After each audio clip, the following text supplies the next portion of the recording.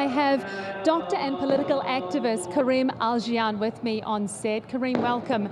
And I just want to address the fact that this is an incredibly historic moment that we're standing in front of. We can barely hear the crew back in Istanbul because of the noise and the fireworks. What's it like for you, having been born in Idlib and then coming back after living overseas to experience this today? Thank you for having me. It's absolutely surreal. Exactly a year ago today, I wouldn't have imagined any of this happening.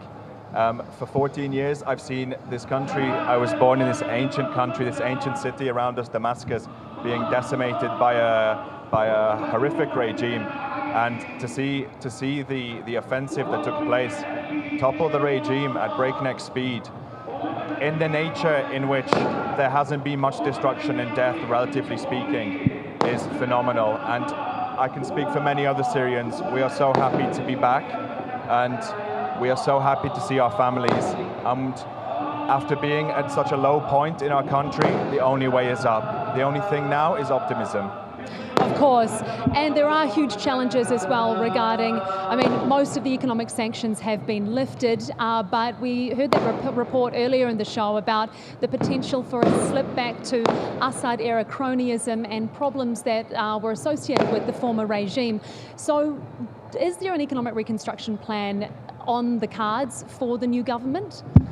Yes, there's an economic reconstruction plan definitely in the cards. I think the issue is a lot of people don't appreciate that we're building the country essentially not from the top down, but from an old regime. We're using the skeleton of an old regime, which is of course notoriously corrupt. There needs to be a lot of time, there needs to be a lot of trust.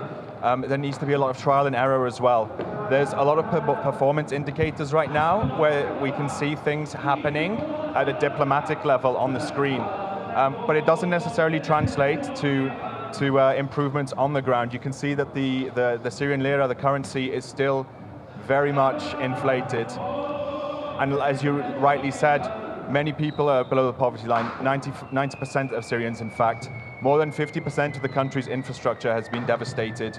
It doesn't take a lot of time to realize that. If you go beyond this beautiful square, the Umayyad Square, to suburbs such as Douma, Jobar, Qaboon, you'll see the scale of devastation and destruction.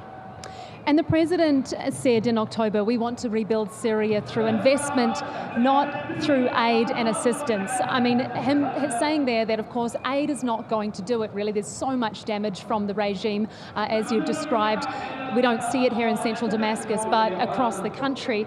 So what kind of conditions do you think are required in order for foreign countries to feel confident in investing in Syria?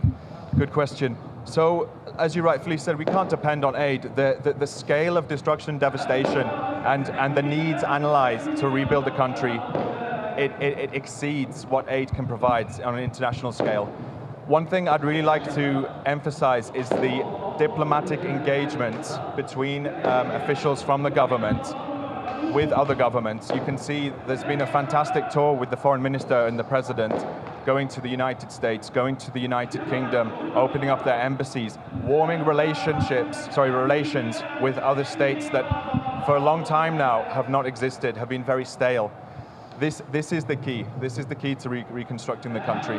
Also, there's the transnational corporations engagements with the telecommunications industry, with Siemens, with Nokia, engagement with the energy sector such as ConocoPhillips.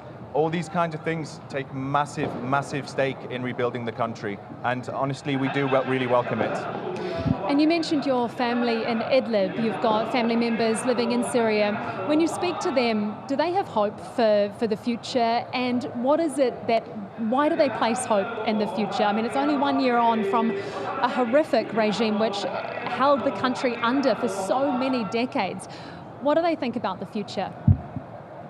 The future is bright. The future is very bright. My family come from Idlib in northwest Syria. Now, we were very early to the party. It was liberated a long time ago. I come next to the Turkish border, and our Turkish brothers were so helpful, so accommodating, providing electricity, internet, water to many Syrians, not just the people of Idlib, but millions of Syrians displaced, 2 to 3 million Syrians from across the country internally displaced in the country.